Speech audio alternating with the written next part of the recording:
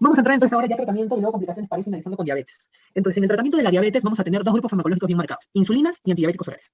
Acuérdense que la insulina es el tratamiento de elección para los pacientes que tienen diabetes mellitus tipo 1 y se utiliza en algunos casos de diabetes mellitus tipo 2, y vamos a ver cuándo. En el caso de las insulinas se pueden clasificar en dos grandes grupos, insulinas prandiales e insulinas basales, ¿no? Las insulinas prandiales se le denomina prandial porque son insulinas que tienen una acción bastante rápida que permiten que sean utilizadas para controlar los niveles de glucosa que se suben después que una persona come. Eso quiere decir que específicamente, por ejemplo, los diabéticos tipo 1, el diabético tipo 1 va a comer, va a tomar su desayuno, por ejemplo, entonces se pone esta insulina prandial antes del desayuno y evita que la glucosa se le eleve mucho después de haber desayunado. Por eso se llaman prandiales. En cambio, las basales tienen una duración mucho más larga, ¿no? Mucho más larga. Entonces, si esta duración, como tiene duración mucho más larga, entonces les permite controlar la glucosa durante mayor periodo de tiempo, generalmente 12 o 24 horas, ¿no? Por eso se llaman basales. Dentro de las prandiales están las ultrarrápidas. En las ultrarrápidas ustedes van a tener la insulina Lispro, van a tener la insulina glulicina y van a tener la insulina aspártica. Estas insulinas inician su acción a los 15 minutos de haberse colocado por vía subcutánea, ¿no? Tienen un pico a la hora más o menos de haberse colocado y terminan durando entre 3 y 4 horas aproximadamente. Como inician rápidamente y su acción se va rápidamente, por eso se le llama insulinas ultra rápidas, ¿no? En el caso de las insulinas rápidas, aquí vamos a tener un representante básicamente, que es la famosa insulina regular. Doctor, ¿cuál es la insulina regular? Es la insulina cristalina, ¿no? Su verdadero nombre es regular, pero le dicen cristalina porque es transparente como el agua, ¿no? Esta inicia su acción a los 30 minutos, va a tener un pico más o menos a las 2 horas y va a terminar durando entre 4 y 6 horas, ¿no? En las intermedias, que es un tipo de insulina basal, nosotros tenemos un representante que es la famosa insulina NPH, que ustedes van a conocer, que ustedes conocen cuando han hecho su internado en los distintos establecimientos de salud, que las enfermeras le llaman la famosa lechosa, ¿no? Le dicen lechosa porque tiene el color blanco como la leche, pero su verdadero nombre es la NPH, ¿no? Esta insulina intermedia inicia su acción a las 2 horas, tiene un pico más o menos a las 6 horas, ¿ya? Y termina durando entre 12 a 14 horas. Por eso han visto ustedes que muchas veces los pacientes que están con insulina NPH terminan utilizando la insulina NPH hasta 2 veces al día, porque su duración llega hasta 12 o 14 horas, ¿no? Y en el caso de las insulinas lentas empiezan su acción también a las 2 horas. Sin embargo, no tienen pico, se elevan a las 2 horas y se mantienen planitas, y pueden durar de 18 a 24 horas, o sea, duran muchísimo más. Es por eso que estas insulinas se ponen hasta una vez al día generalmente, ¿no? ¿Cuáles son estas insulinas? La glargina, la detemir y la degludec. Entonces, esto es importante porque por ahí también en las preguntas que le vienen en los exámenes a veces le ponen un caso clínico, ¿no? Como que un paciente llega descompensado a la emergencia y le quieren bajar rápidamente la glucosa y le ponen una insulina rápida. Y le dicen, ¿cuánto demora en actuar la insulina rápida, ¿no? O ¿cuánto dura la acción de la insulina rápida? ¿Cuándo empieza a actuar, ¿no? Entonces, ustedes ya tienen ahí los datos de cuánto es la duración, cuánto inician su acción, cuándo llegan a su pico máximo y cuánto termina durando toda la acción de estas insulinas. El otro grupo son los antidiabéticos. Los antidiabéticos sí van a ser exclusivamente de uso en el paciente con diabetes tipo 2, ¿no? El diabético tipo 1 no utiliza antidiabéticos orales. Y dentro de los distintos grupos farmacológicos, el que tiene el que más preguntan y el más conocido como la estrella principal de los antibióticos son las biguanidas, ¿no? ¿Cuáles son las biguanidas? Es la famosa metformina, ¿no? La metformina. La metformina es un medicamento, un antidiabético que actúa básicamente en el hígado, ¿ya? Su lugar de acción es en el hígado, básicamente. Y el mecanismo por el cual actúa la insulina va a ser disminuir la gluconeogénesis hepática, ¿no? Es decir, la formación de glucosa de nuevo en el hígado. Evita que se rompan las grasas, los lípidos para formar glucosa de nuevo. Inhibe la gluconeogénesis hepática. Entonces, al disminuir la gluconeogénesis hepática, también contribuye a disminuir los niveles de glucosa en la sangre. El efecto adverso más frecuente de la metformina son las molestias gastrointestinales, epigastralgia, dispepsia, meteorismo, diarrea, estreñimiento incluso, ¿no? Sin embargo, el más severo, pero a la vez raro, va a ser la acidosis láctica. ¿Ya? La acidosis láctica. Es el más severo, pero es muy raro, ¿no? Y este efecto adverso, que es la acidosis láctica, va a ser el que va a dar las contraindicaciones para el uso de metformina. Entonces, la metformina va a estar contraindicada en todas aquellas situaciones en las cuales haya riesgo de acidosis láctica, como por ejemplo, cuando hayan insuficiencias de tipo moderada a severa, insuficiencia renal, hepática, cardíaca, moderada, severa, está contraindicado el uso de metformina. También está contraindicado el uso de metformina en aquellos pacientes que se encuentran críticos, que se encuentran en la UCI, en ventilación, que están sépticos. En esos casos tampoco se puede utilizar metformina. También en pacientes que van a ser operados o que van a ser sometidos a estudios con contrastes yodados. En este caso, lo que se hace es suspender la metformina previo a la cirugía, previo al uso de contrastes yodados, y luego que el paciente ya hizo lo operaron o se sometió al examen, se puede volver a iniciar luego la metformina. Y un efecto adverso que también es frecuente encontrar ahora en los pacientes es la deficiencia de vitamina B12 asociado al uso de metformina. En el caso de las sulfonilureas son todos aquellos medicamentos que empiezan con gli. Aquí, por ejemplo, tenemos a la famosa glibenclamida o el glimepiride, ¿no? Son las más conocidos. La glibenclamida y el rimepiride van a actuar básicamente a nivel del páncreas, ¿ya? Y el efecto que van a tener es, incrementan la secreción de la insulina. Van a incrementar la secreción de la insulina. Como incrementan la secreción de la insulina, entonces el efecto adverso más común y a la vez el más severo va a ser la hipoglicemia. Estos medicamentos son los responsables, juntamente con las insulinas, que también son medicamentos que pueden producir hipoglicemias, son responsables de las hipoglicemias en los pacientes diabéticos, ¿no? Hipoglicemia. En cuanto a las tiazolinidionas son todos aquellos fármacos que terminan en glitazona, ¿no? Son las glitazonas, como por ejemplo la pioglitazona, ¿no? Estos fármacos van a actuar a nivel del músculo y del tejido adiposo, músculo y tejido adiposo, que son los tejidos sensibles a la insulina, y el mecanismo de acción de las tiazolinidionas es incrementar la sensibilidad a la insulina, incrementan la sensibilidad a la insulina. Dentro de los efectos adversos que tienen las tiazolinidionas, básicamente el más problemático es que producen retención hídrica. Entonces, al producir retención hídrica, los pacientes pueden cruzar con edema, pueden descompensarse las insuficiencias cardíacas, y esto hay que tener mucho ojo en las tiazolinidionas, y pueden incrementar de peso por, básicamente, la retención hídrica que se produce con estos medicamentos. El otro grupo son los inhibidores de la alfa-glucosidasa. En el caso de los inhibidores de la alfa-glucosidasa, vamos a tener aquí como medicamento a la acarbosa. El órgano blanco donde va a actuar la acarbosa va a ser a nivel del intestino, ¿ya? Y el mecanismo de acción por el cual va a actuar la carbosa va a ser disminuir la absorción intestinal de glucosa. ¿Ya? ¿Qué es lo que pasa? Las glucosidasas, las alfa-glucosidasas, no son otra cosa que las disacaridasas que nosotros encontramos en el borde cepillo del intestino, o sea, las que permiten que los disacarios se degraden a monosacarios. Entonces, esta carbosa inhibe estas disacaridasas, no se degradan los disacarios, no se absorbe la glucosa, ¿no? Y dentro de los efectos adversos vamos a encontrar aquí que los más frecuentes son los gastrointestinales. Los inhibidores de DPP4 son todos aquellos fármacos que terminan en gliptina, son las famosas gliptinas. No vamos a tener, por ejemplo, aquí a la sitagliptina. No van a tener un órgano blanco específico en el que van a actuar. Estos medicamentos lo que van a hacer es inhibir a esta DPP4, que es esta peptidasa, que degradaba, ¿se acuerdan ustedes?, a las incretinas, al GLP-1, al HIT. Entonces, inhiben a esta enzima, esta peptidasa, y al inhibir esta enzima permiten que se incremente la vida media de las incretinas, ¿no? Y al incrementarse la vida media de las incretinas, consecuentemente también se aumenta la secreción de insulina mediada por estas incretinas, ¿no? Los efectos adversos que pueden tener estos fármacos generalmente están en relación con la presencia de artralgias. Se ha visto también que en algunos casos pueden hacer pancreatitis, aunque realmente la asociación no es tan fuerte. Los agonistas de GLP-1 vendrían a ser fármacos parecidos al GLP-1, que es una incretina. Por eso que GLP-1 es una incretina, ¿no? Esta hormona intestinal. Dentro de estos medicamentos van a encontrarse todos los que terminen en glutide, por ejemplo, el liraglutide. El órgano blanco donde van a actuar a nivel del páncreas, como todos los agonistas del GLP-1, permitiendo que haya un incremento en la secreción de insulina, pero también van a disminuir la secreción de glucagón. ¿Mm?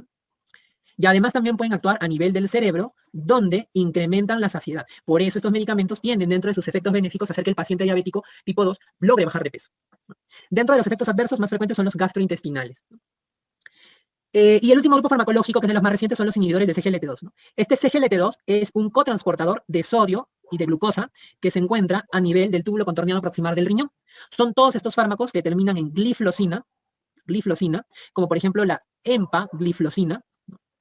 Van a actuar a nivel del riñón y lo que van a hacer es inhibir a este cotransportador de sodio y glucosa. Al inhibir a este cotransportador, lo que hacen es disminuir la reabsorción renal de glucosa. De esta manera producen disminución de los valores de glucosa en la sangre. Y dentro de los efectos adversos que van a tener, como se inhibe la reabsorción renal de glucosa, el paciente bota más glucosa por la orina y eso hace que haya mayor riesgo de infecciones geniturinarias. También, además, estos pacientes pueden tener cierto grado de deshidratación porque al eliminarse glucosa por la orina jala agua y se pueden deshidratar. Y además se ha visto asociado juntamente con estos medicamentos que pueden incrementarse la incidencia de cetoacidosis diabética, ¿no? Cetoacidosis diabética. Ok. ¿Y cuáles son las metas que yo voy a tener en mi paciente diabético utilizando este arsenal farmacológico? Entonces, para valorar ustedes la glucosa o el control de la glucosa de un paciente, ustedes pueden hacer uso de estos tres parámetros, ¿no? Glicemia basal, que es la glicemia en ayunas, como les había dicho. La glicemia postprandial, que es la glicemia que se controla 2 horas después de cualquier comida. Y la hemoglobina glicosilada, que es este examen que también se utilizaba en el diagnóstico, solamente que aquí es para monitoreo. Y es un examen que me da una idea de cómo ha estado el control de la glucosa en los últimos 3 meses. Porque acuérdense que está en relación con la hemoglobina. La vida media de los eritrocitos aproximadamente es 120 días. Entonces, más o menos, la hemoglobina glicosilada me da una idea de cómo está el control de la glucosa en los últimos 3 meses. Y este es el examen que me permite ver cómo está el control de la glucosa a largo plazo, ¿no? ¿Cuáles son los puntos de corte? En el caso de la glicemia en ayunas, un paciente diabético debe tener su glucosa en ayunas entre 80 y 130. La glicemia 2 horas después de comidas o postprandial, menos de 180. Y en el caso de la hemoglobina glicosilada, menos de 7%, ¿no? Esas son las metas a las que debe llegar el paciente diabético con el tratamiento. Sin embargo, también debemos monitorizar otros parámetros como presión arterial, colesterol, LDL, triglicéridos y colesterol HDL. En el caso de la presión arterial, el paciente con diabetes debe tener una presión arterial menor de 130/80. El colesterol LDL, la cifra va a depender de si mi paciente diabético no tiene otros factores de riesgo cardiovascular asociados o tiene factores de riesgo cardiovascular asociados. Si mi paciente no tiene otros factores de riesgo cardiovascular asociados como hipertensión, dislipidemia, enfermedad renal crónica, tabaquismo, etcétera, entonces voy a procurar tener un colesterol LDL menos de 100. Y si sí tiene factores de riesgo, menos de 70. Los triglicéridos van a tener que ser menos de 150 en el paciente diabético. Y en el caso del colesterol HDL, que como ustedes saben es el colesterol, este colesterol está relacionado con un efecto cardioprotector. Mientras más altas son las cifras de este colesterol, tiene un efecto cardioprotector. Mientras más bajas sean estas cifras, es un riesgo cardiovascular. En la mujer debe ser mínimo más de 50 y en el varón más de 40, como mínimo, ¿no? ¿Cómo es que se hace el esquema de tratamiento en los distintos tipos de diabetes? En la diabetes tipo 1, como el paciente no tiene insulina, no fabrica insulina, entonces definitivamente este paciente va a necesitar un esquema de insulina que generalmente une una insulina de tipo basal con una insulina de tipo prandial, que se coloca de manera subcutánea a lo largo de todo el día, o en algunos casos estos pacientes van a utilizar unos sistemas especiales de infusión continua subcutánea de insulina. Son unos aparatitos que se colocan a nivel del abdomen o también en el brazo, el tejido celular subcutáneo, donde les va dando insulina, ¿no? De forma continua a lo largo del día. En el caso de la diabetes tipo 2, y esto sí amerita, ha sido pregunta de examen en cuanto al tratamiento, apenas ustedes diagnostican un paciente con diabetes tipo 2, o sea, apenas hacen diagnóstico ustedes, este paciente debe recibir tratamiento. Y el tratamiento va a consistir en los cambios en los estilos de vida, eso quiere decir que el paciente haga actividad física, haga ejercicio y tenga una alimentación asociada, asociado siempre a tratamiento farmacológico. Antes se decía, no, primero demos dieta y luego se da medicamentos. No, ahora se sabe que tienen que ir los dos de la mano. ¿Y cómo elegimos el tratamiento? Generalmente, la mayor parte de pacientes diabéticos van a iniciar siempre con monoterapia, o sea, con un solo fármaco. ¿Y cuál es el fármaco de elección en la monoterapia? El fármaco de elección en la monoterapia va a ser la metformina. Ese es el fármaco de elección para el paciente con diabetes tipo 2, salvo que haya contraindicaciones para el uso de la metformina. Pero ustedes tienen que tener en cuenta que hay dos situaciones al momento del diagnóstico en el cual el paciente podría iniciar con otro tratamiento, además de metformina. En el caso que mi paciente tenga una hemoglobina glicosilada al diagnóstico que sea mayor o igual a 8.5%, en ese caso yo voy a poder utilizar una terapia dual. ¿Qué significa terapia dual? Significa darle metformina más cualquier otro agente de los que ya hemos mencionado. ¿Cómo elijo yo el otro agente distinto a la metformina? Tengo que tener en cuenta si mi paciente tiene algún riesgo cardiovascular, alguna enfermedad cardiovascular o alguna enfermedad renal. ¿Por qué? Porque hay fármacos que son cardioprotectores y nefroprotectores. ¿Cuáles son los fármacos que tienen efectos positivos a nivel cardiorrenal? Vamos a tener a los agonistas de GLP-1 y a los inhibidores de CGLT2, por ejemplo. Otra cosa a tener en cuenta es el tema del peso, ¿no? Si mi paciente tiene sobrepeso o obesidad, probablemente utilizaré un medicamento que no lo haga subir de peso. No le voy a dar tiazolina de Dios, porque a lo mejor eso le hace subir de peso. Lo otro es el tema de la hipoglicemia. ¿Qué tanto riesgo tiene mi paciente de tener hipoglicemia? ¿No? ¿Qué medicamentos dan hipoglicemia? Las sulfonilureas. Entonces, si mi paciente es, por ejemplo, un adulto mayor, entonces, que tiene alto riesgo de que no sepa responder a una hipoglicemia, entonces probablemente en él no utilizará hipoglicemia como el segundo agente junto con la metformina. Y finalmente es el tema del costo, porque si bien estos fármacos como GLP-1 y CGLT2 son cardioprotectores, nefroprotectores, son medicamentos caros, y si mi paciente no tiene los medios, entonces no va a poder utilizar estos medicamentos.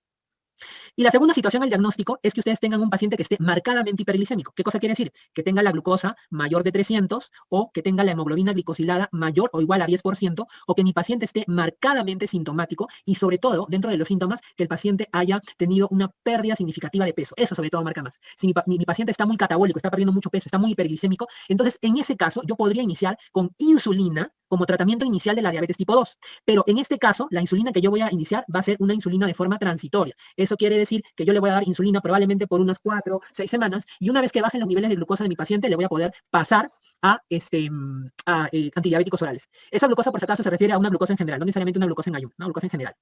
¿Ya? Entonces, en esos casos yo puedo hacer uso de la insulina de forma transitoria. ¿Ya? Ahora, digamos que como la mayoría de pacientes, mi paciente inicia con monoterapia, inició con su metformina. ¿Qué hago yo? Ya le dejo su metformina y yo voy a hacer siempre un control de cómo está el control de la glucosa con los parámetros que ya hemos dicho. En el caso de la hemoglobina glicosilada, después de 3 meses del tratamiento, esté fuera de meta, entonces yo voy a valorar a mi paciente y voy a decir, si no está bien controlado, probablemente tenga que adicionar metformina más otro agente. Vuelvo a hacer el control en 3 meses de hemoglobina glicosilada. Si mi hemoglobina glicosilada está fuera de meta a los 3 meses de la terapia dual, yo puedo hacer terapia triple, que significa metformina más 2 agentes diferentes, ¿no? De los que ya hemos conversado. Y si nuevamente yo hago mi hemoglobina glicosilada en 3 meses y sigue estando fuera de meta, yo podría pasar a mi paciente a insulinoterapia, teniendo en cuenta que en el paciente diabético siempre la insulinoterapia se inicia con una insulina basal, o sea, con NPH, con glargina, ¿no? Tengo que titular la dosis de insulina a mi paciente, o sea, yo le pongo insulina y tengo que seguir a mi paciente cómo le va con la insulina, le voy aumentando la dosis si no controla. Y si después que he verificado que mi paciente se puso bien la insulina, le ha aumentado la dosis de insulina de manera considerable, no mejora, podría considerar añadir una insulina prandial, como las ultrarrápidas o las rápidas. Entonces, de esta manera se da un esquema, digamos, escalonado en cuanto al tratamiento de la diabetes. Por agentes, sí me refiero a antidiabéticos, a los antidiabéticos, ¿no? ¿Cuándo es fuera de meta la hemoglobina glicosilada, chicos? Ya lo dije, la meta hemoglobina glicosilada en paciente debe ser menos de 7. Entonces, yo voy valorando, voy valorando. Esto pareciera sencillo realmente, pero en la práctica es un poquito complicado dependiendo del paciente. Hay que ajustar por ahí estilos de vida, hay que ajustar dieta. Pero lo que ustedes tienen que tener en cuenta es que el tratamiento de la diabetes siempre tiene que estar reevaluándose. Ver si está bien o no, para poder ver si necesita más tratamiento o no. Sí, chicos, agente me refiero a antidiabéticos. Metformina más 2 antidiabéticos. Entonces, siempre tiene que estar haciéndose este manejo, ¿no? Y en el caso de la diabetes mellitus gestacional, el tratamiento básicamente va a depender de los niveles de glucosa de la paciente. Muchas de ellas se pueden controlar con dieta, pero si la glucosa estuviera muy, muy elevada, podría utilizarse insulina. En los pacientes, en la diabetes mellitus gestacional, el fármaco de elección es la insulina, ¿ya? Sin embargo, ustedes van a ver que en algunas gestantes se puede utilizar también metformina. No está contraindicado el uso de metformina, lo podemos utilizar con mucho cuidado, pero si la glucosa está muy elevada, definitivamente el tratamiento de elección sería con la metformina, ¿ya? Terapia dual, chicos, es metformina más otro agente, o sea, metformina más sulfonilurea, metformina más CGLT2, metformina más DPP4, y para evaluar qué agente utilizan hay que ver las características del paciente diabético. No le vas a dar el mismo antidiabético. Eso me lo van a preguntar ustedes en el examen, solamente esto es para conocimiento de ustedes, ¿no? La insulina que se utiliza en la diabetes gestacional es insulina basal. No se utiliza insulina regular, se utiliza insulina basal. Siempre se utiliza para el control de la glucosa, el control crónico de la glucosa de un paciente diabético, siempre se utiliza primero insulina basal, no insulina regular. Insulina regular, que es una insulina prandial, se utiliza después, ¿no? Para terminar, vamos a ver complicaciones. Acuérdense que la diabetes, el problema de la diabetes es que puede generar hiperglicemia crónica complicaciones. Estas complicaciones de la diabetes se pueden clasificar en agudas y crónicas. Dentro de las agudas vamos a tener a la cetoacidosis diabética, vamos a tener al estado espiroosmolar hiperglicémico, ¿ya? Que son las famosas crisis hiperglicémicas, que son las que vamos a hablar a continuación, ¿ya? Y vamos a tener a la hipoglicemia, que ustedes van a tener una clase ya grabada sobre hipoglicemia. Ya vamos a hablar de estas dos, básicamente. Y dentro de las crónicas se van a agrupar las complicaciones dependiendo del tipo de vaso, del calibre del vaso que afecten. Si afectan un vaso de pequeño calibre, las complicaciones van a ser microvasculares, ¿no? Vaso de pequeño calibre, que en este caso dentro de las complicaciones microvasculares vamos a tener a la retinopatía diabética, vamos a tener a la nefropatía diabética y vamos a tener a la neuropatía diabética, ¿no? Son esas 3 complicaciones. Las macrovasculares, ¿no?, que van a afectar vasos de gran calibre, que en este caso vamos a tener a la enfermedad coronaria, vamos a tener a la enfermedad cerebrovascular, y vamos a tener a la enfermedad arterial periférica. De estas no voy a detallar porque los van a ver en cada uno de los segmentos, y tienen que tener en cuenta que hay otras complicaciones crónicas misceláneas, como por ejemplo vamos a encontrar dentro de estas al famoso pie diabético, donde va a haber componente tanto micro como macrovascular. Vamos a tener, por ejemplo, aquí a las manifestaciones dermatológicas que pueden haber, a la enfermedad periodontal, por ejemplo, que es otra complicación que tienen los pacientes con diabetes, que tampoco las vamos a tocar en esta oportunidad. Nos vamos a centrar ahora en las complicaciones agudas que cursan con hiperglicemia, ¿no? La cetoacidosis diabética y el estado hiperosmolar hiperglicémico. Entonces, a estas dos se les conoce como crisis hiperglicémicas porque hay un incremento marcado de la glicemia que pone en riesgo la vida del paciente. En cuanto a la fisiopatología, en la cetoacidosis diabética, lo que vamos a encontrar, lo que va a marcar la cetoacidosis diabética es que hay una deficiencia absoluta de insulina. Una deficiencia absoluta de insulina. Cuando hay una deficiencia absoluta de insulina, es decir, el páncreas no produce insulina de manera adecuada, entonces lo que va a pasar es que la glucosa no se va a poder aprovechar de manera adecuada. Y vamos a tener aquí que el páncreas va, o mejor dicho, nuestro organismo va a tratar de sacar energía utilizando otras macromoléculas. Entonces se van a empezar a degradar dentro de estas macromoléculas las grasas, ¿no? Ya ese proceso de degradación de las grasas, nosotros lo conocemos como lipólisis. Entonces, cuando hay una deficiencia absoluta de insulina, lo que se produce es un incremento en la lipólisis, ¿no? Y el incremento de la degradación de las grasas, al degradarse más las grasas, al romperse más las grasas, lo que vamos a tener finalmente es que como consecuencia de la degradación de las grasas para obtener energía a partir de ellas, es que se van a empezar a formar unos compuestos que se denominan cuerpos cetónicos. A este proceso de formación de cuerpos cetónicos se llama cetogénesis, ¿no? ¿Cuáles son los cuerpos cetónicos? A la cabeza está el beta-hidroxibutirato, ¿no?, que es el más importante de los cuerpos cetónicos, pero también tenemos el acetato y la acetona. Estos cuerpos cetónicos, cuando se incrementan en la sangre, van a causar acidosis, y de esta manera se produce la cetoacidosis. No hay insulina, se rompen las grasas para obtener energía. Como consecuencia de la utilización de la energía para obtener, de la utilización de las grasas para obtener energía, se generan cuerpos cetónicos, estos se acumulan en sangre y producen acidosis metabólica. En el caso del estado hiperosmolar hiperglicémico, vamos a tener que aquí no hay una deficiencia absoluta, sino hay una deficiencia relativa de insulina. Entonces, como la deficiencia es relativa, no se produce lipólisis, ni tampoco se produce cetogénesis, porque la condición para que haya incremento de lipólisis y cetogénesis es que haya déficit absoluto de insulina. En este caso, como no hay eso, entonces no va a haber formación de cuerpos cetónicos. Pero lo que sí va a haber es que la glucosa no se va a poder aprovechar de manera adecuada. Entonces estos pacientes van a empezar a aumentar los niveles de glucosa en la sangre de manera marcada. Va a haber una hiperglicemia marcada. Y al haber un exceso de glucosa en la sangre, esto va a hacer que la glucosa se empiece a eliminar en la orina. La glucosa se empieza a eliminar en la orina, la glucosa jala agua porque es una sustancia osmótica y el paciente empieza a eliminar grandes cantidades de orina. Se empieza a producir una diuresis osmótica. Y esta diuresis osmótica, ¿no?, hace que el paciente finalmente se deshidrate, ¿no?, realmente se deshidrate, y si el paciente no toma la suficiente cantidad de agua, no compensa la deshidratación, ¿qué sucede? El plasma, la sangre, se va deshidratando, se va volviendo más espesa, y cuando la sangre, nosotros queremos hablar de qué tan viscosa está la sangre, qué tan espesa está la sangre, utilizamos el término osmolaridad. Entonces, en este paciente que está deshidratado, la sangre está muy viscosa, está muy espesa, y eso le decimos que la sangre está hiperosmolar. Y a eso, de esa manera, se forma el estado hiperosmolar hiperglicémico. Dentro de la clínica de la cetoacidosis diabética, en la cetoacidosis diabética el paciente ingresa generalmente con dolor abdominal, ingresa con náuseas y vómitos, ingresa con una respiración característica que es la famosa respiración de Kussmaul, ¿ya? Y puede tener también aliento cetónico, que es un aliento que característicamente tiene un olor a manzanas, ¿no? Esas son características clínicas que sugieren una cetoacidosis diabética, ¿no? Y en el caso del estado hiperosmolar hiperglicémico, el estado hiperosmolar hiperglicémico va a caracterizarse básicamente por deshidratación, que ya lo habíamos mencionado en la fisiopatología, que la deshidratación puede llegar incluso al shock, ¿no? El paciente puede ingresar hipotenso a la emergencia. Y juntamente con la deshidratación y el shock va a haber un trastorno del sensorio, o sea, un compromiso del estado de conciencia que va a ser bastante marcado, ¿no? Mientras mayor sea la hiperosmolaridad del paciente, mayor va a ser el compromiso del estado de conciencia, incluso puede llegar a coma. ¿Cuáles son los parámetros laboratoriales que le van a permitir a ustedes hacer la confirmación de que el paciente que está ingresando a la emergencia tiene una cetoacidosis diabética? Primero, vamos a encontrar que el valor de la glucosa en los pacientes con cetoacidosis diabética va a ser mayor de 250. Ese es el primer dato que van a tener. Luego, vamos a tener que en la cetoacidosis diabética se trata de una acidosis de tipo metabólica con anion GABA elevado, que ustedes lo van a poder determinar en el AGA con un pH que es menor de 7.3, un bicarbonato que es menor de 18 y un anion GAP, ¿no? Una brecha aniónica que es mayor de 10. Por eso les decía que la cetoacidosis diabética es una acidosis metabólica con anion GABA elevado. Y aparte de tener acidosis, tenemos que confirmar la presencia de cetonas. Entonces, este paciente va a tener cetonas positivas, ya sea en orina o ya sea en plasma. Cetonas positivas. En el caso del estado hiperosmolar hiperglicémico, los criterios laboratoriales para poder hacer el diagnóstico van a estar determinados por el valor de la glucosa, que va a ser mayor de 600, y por la osmolaridad plasmática, donde el valor de la osmolaridad plasmática va a ser mayor de 320. Aquí no hay cetonas, aquí no hay acidosis metabólica. Aquí lo que hay es una glucosa muy elevada y una osmolaridad plasmática que excede el 320. Cuando ustedes tengan un caso clínico en el cual se cumplen criterios tanto para cetoacidosis como para estado hiperosmolar, se cumplen todos estos criterios laboratoriales, entonces nosotros decimos que estamos frente a un estado mixto. Estado mixto o crisis mixta, se cumplen criterios laboratoriales de cetoacidosis y de estado hiperosmolar hiperglicémico. ¿Cómo se hace el tratamiento de estas crisis hiperglicémicas? El primer paso siempre es la rehidratación. A pesar que habíamos dicho que en el estado hiperosmolar hiperglicémico hay mayor deshidratación, el paciente con cetoacidosis también puede estar deshidratado. Y así que siempre tiene que ser el primer paso la rehidratación. Y la rehidratación inicial que ustedes van a hacer de estos pacientes se va a realizar ¿con qué solución fisiológica? Con suero fisiológico, cloruro de sodio al 9%. Ese va a ser lo que vamos a infundir. La cantidad dependerá de qué tan deshidratado esté el paciente. Lo segundo que tengo que hacer yo es corregir la hiperglicemia. Y para corregir la hiperglicemia, lo que ustedes van a hacer es darle al paciente una infusión endovenosa continua, de insulina regular. Acuérdense que la insulina regular es la insulina cristalina. Entonces, en este caso no se utiliza insulina subcutánea como el tratamiento crónico de la diabetes, sino se utiliza la insulina de forma endovenosa en una infusión continua, ¿ya?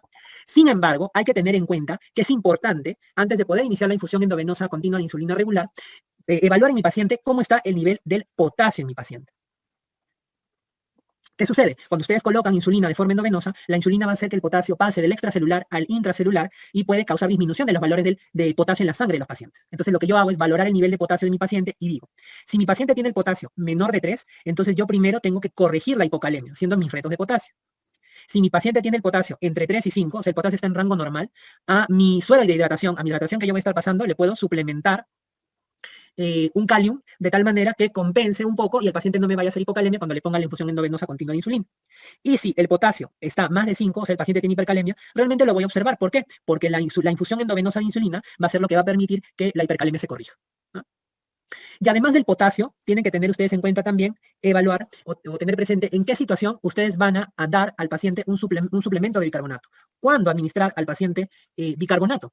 No se administra a todos los pacientes bicarbonato, ¿no? El bicarbonato se va a administrar básicamente en los pacientes que tienen cetoacidosis diabética, pero que tengan cetoacidosis diabética con un pH que sea menor o igual a 6.9. O sea, no se administra bicarbonato al estado hiperosmolar hiperglicémico, ni tampoco se administra bicarbonato al paciente que tiene cetoacidosis diabética y tiene el pH que está en 7 o más.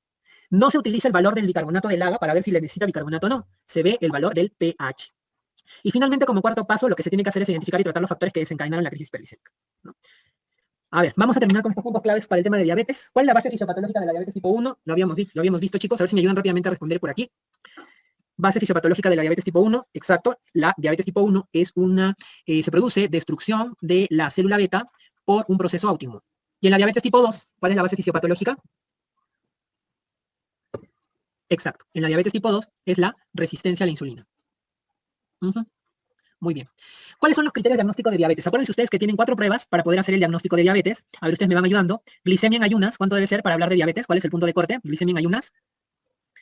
Exacto, acuérdense que es mayor o igual a 126, o sea, incluye el 126, no se olviden. La glucosa de la tolerancia, a las 2 horas de la tolerancia, ¿cuánto debe ser? Exacto, debe ser mayor o igual a, no se confundan, estoy hablando de diabetes, criterios diagnósticos de diabetes, mayor o igual a 200. Ajá, mayor o igual a 200. Hemoglobina glicosilada, ¿cuánto debe ser? Mayor o igual a, 6.5%, exacto. Y finalmente tenemos la glucosa al azar. La glucosa al azar, ¿cuánto es el punto de corte para hablar de diabetes? De glucosa al azar. Exacto, el punto de corte es mayor o igual de 200, pero ¿qué tiene que tener asociado para yo utilizar glucosa al azar? Tiene que tener, exacto, tiene que tener clínica cardinal de diabetes, las famosas 4 Ps, o entrar con una crisis hiperglicémica a la emergencia del paciente. Muy bien, ¿cuál es el mecanismo de acción de la metformina? La metformina, ¿cuál es el mecanismo por el cual actúa?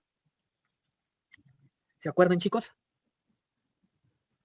Ajá, la metformina disminuye la gluconeogénesis hepática, exacto, o inhibe la gluconeogénesis hepática.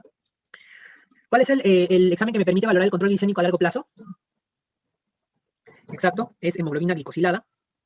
¿Cuál es el tratamiento inicial usual en diabetes mellitus tipo 2? El que más se utiliza, el que utiliza la mayor parte de pacientes.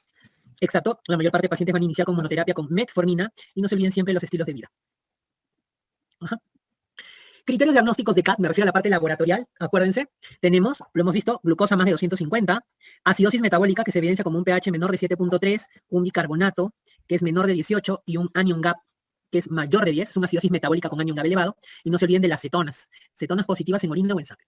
Y del estado hiperosmolar hiperglicémico, ahí hay 2 criterios. ¿Cuáles son esos criterios laboratoriales de estado hiperosmolar hiperglicémico?